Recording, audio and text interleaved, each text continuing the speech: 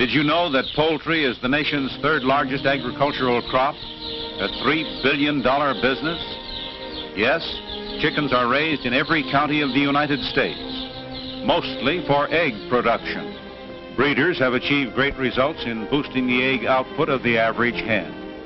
Today's hen averages 154 eggs per year, and some birds produce over 300 annually.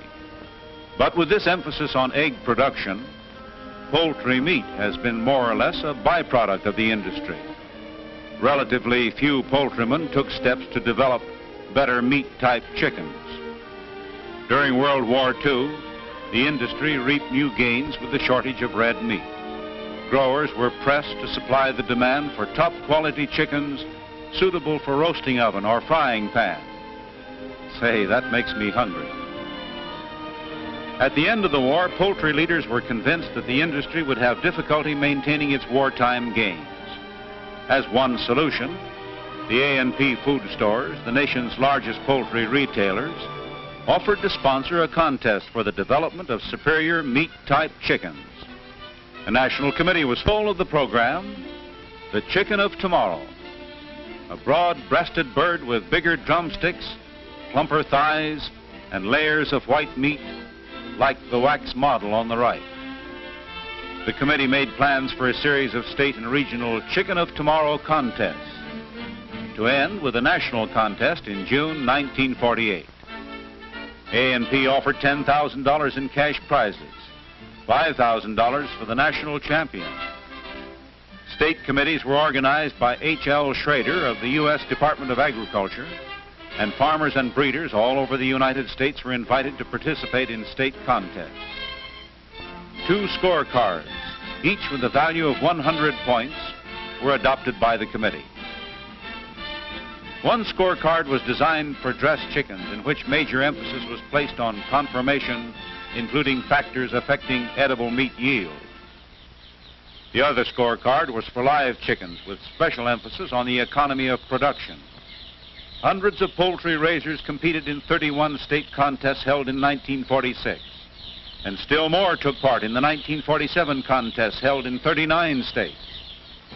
Following the state contests in 1947, 5 regional Chicken of Tomorrow contests were conducted. 25 regional winners and others who ranked high in state contests qualified for the national contest.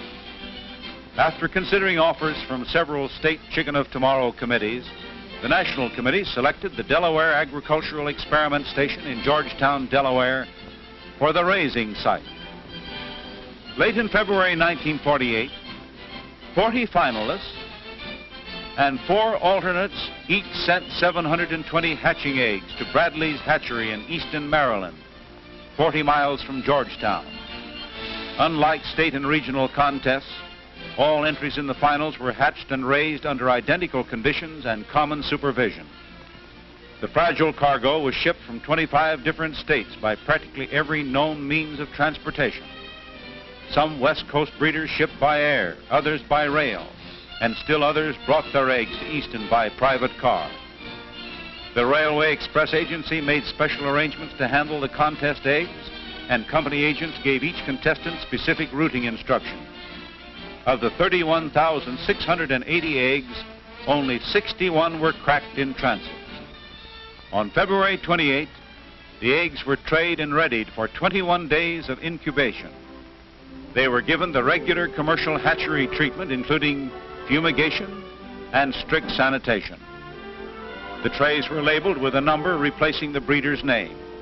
In this way, the hatchery operators, those who later brooded and reared the chicks, the dressers, and even the judges, identified the various entries without knowing the names of the flock owners.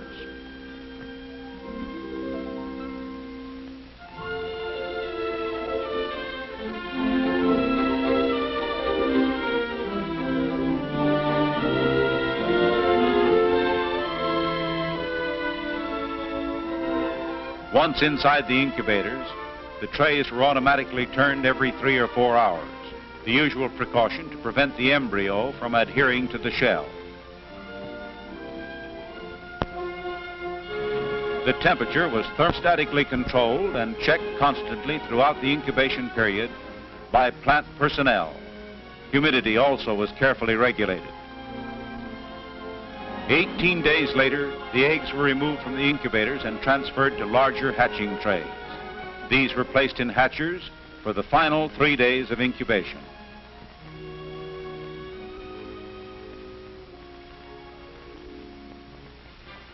What goes on inside an egg during incubation? Well, after a week, the eye shows up clearly in the embryo as the first external organ to develop. Gestation is much further advanced at 10 days. The chick's outline is more pronounced as other organs begin to form. At 14 days, you can see the shape of the chick. The contents of the egg provide nourishment during the incubation period.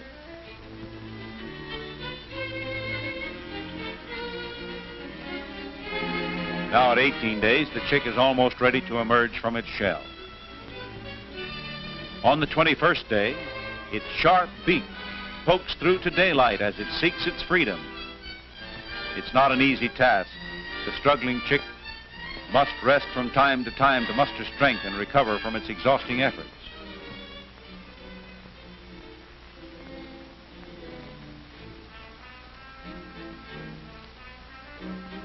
Finally, with the parts of the shell held together only by shreds of the lining, the chick makes one more super effort and shakes free into a new world.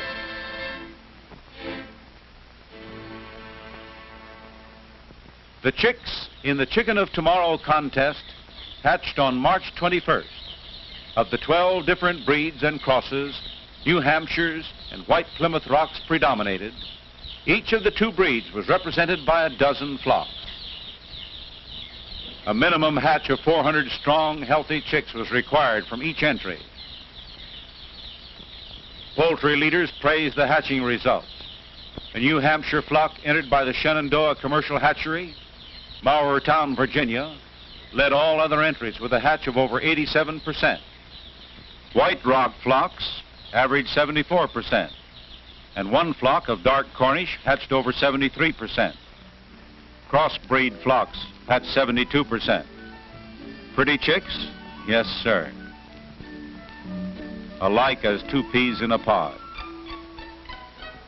Wing banding looks like an enormous task, but government poultry specialists like H.L. Schrader and college poultry scientists like Dr. R. George Japp clapped the metal tags on the 16,000 birds in record time.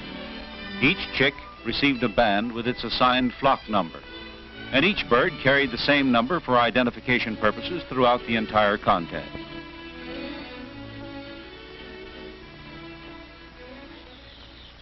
The chicks were placed in boxes for shipment to the experiment station in Georgetown, there to begin a 12-week growing period under the supervision of officials of the Delaware Agricultural Experiment Station.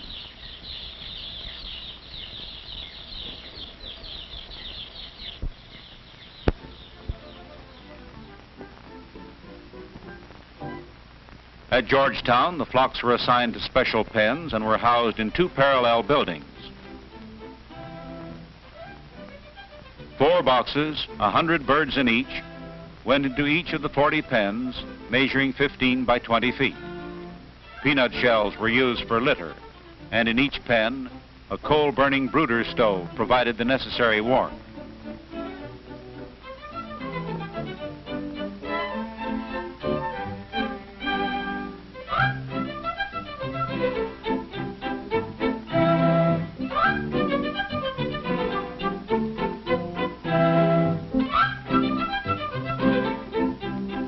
The day-old chicks soon solved the mysteries of feeding troughs and water jugs.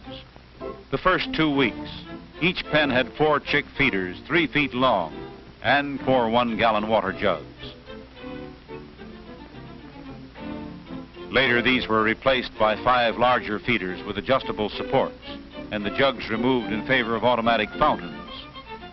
Adequate quarters, warmth, clean, dry litter, ample food and water. That's what the chicks thrive on. And these chicks had the very best in care and sanitation.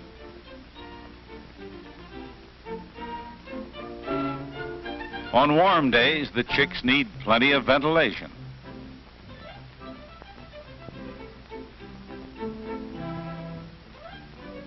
Professor Carl Seeger, superintendent of the experimental station, inspected the contest pens and kept daily records on vital statistics.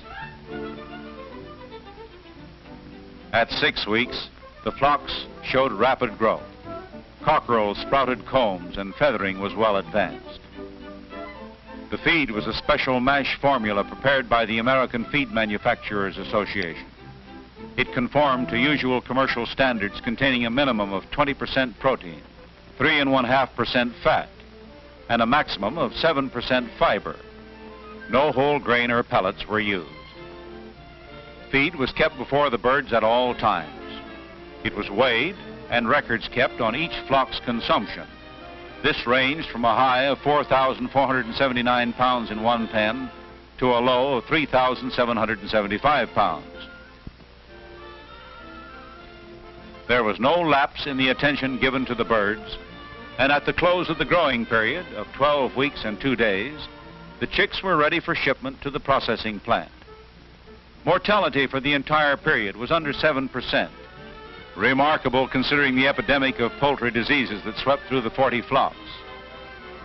Newcastle coccidiosis and infectious bronchitis took the greatest toll. Professor Seeger estimated that Newcastle alone set the birds back 2 weeks. Shenandoah Commercial Hatchery, whose New Hampshires had the best hatchability record, also had the least mortality, losing only 1.5% of the flock.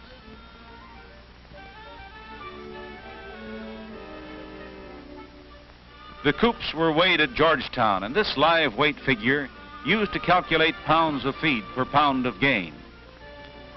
2 flocks averaged 3.17 pounds of feed per pound of gain. California Cornish New Hampshires entered by the Van Tress Hatchery of Marysville, California, were tops in live weight, averaging 3.57 pounds, and some weighed close to 5 pounds. On arrival at the Bird's Eye Snyder plant in Pocomoke City, Maryland, the chickens were placed in feed batteries to be watered and fed for 3 days before dressing.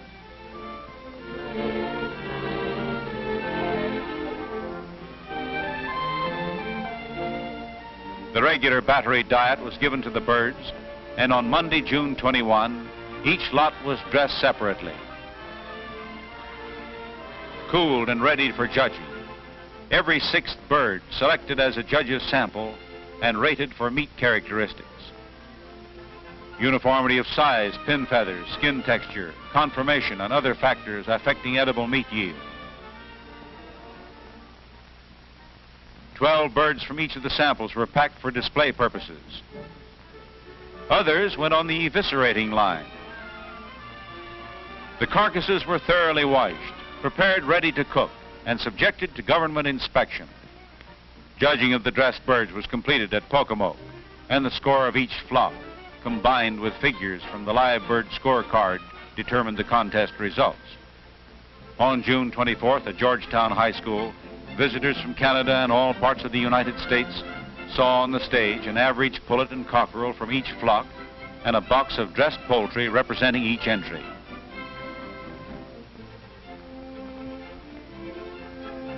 In the prize money, dressed White Rocks representing Mrs. H.W. Linhart of Chillicothe, Missouri, had the best skin texture, the least dark meat, and the best covering of fat. New Hampshires, entered by Schenck Hatchery, Harrisonburg, Virginia, showed the best feathering, and White Rocks from the Shalbina Hatchery, Shalbina, Missouri, were tops in uniformity of size.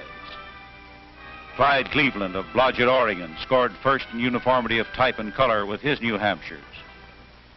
As a supplementary attraction to the program, the Delmarva Chicken of Tomorrow Queen, Nancy McGee of Berlin, Maryland.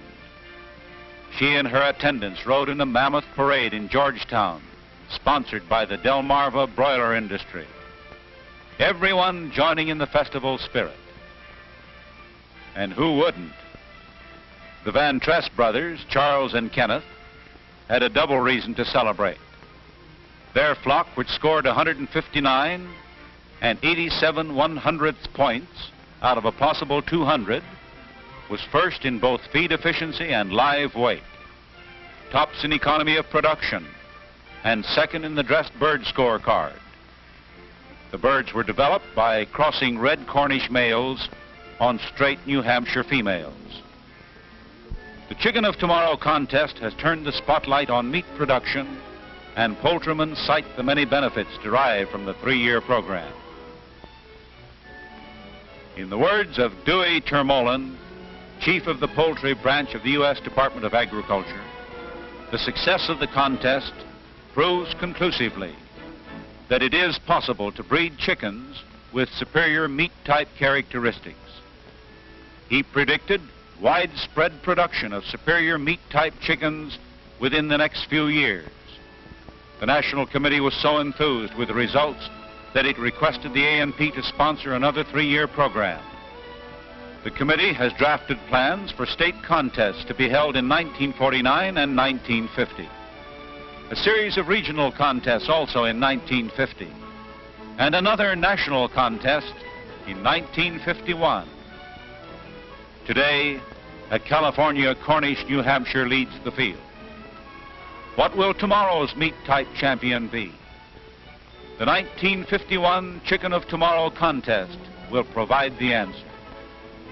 Even today, housewives are enjoying improved meat-type chickens.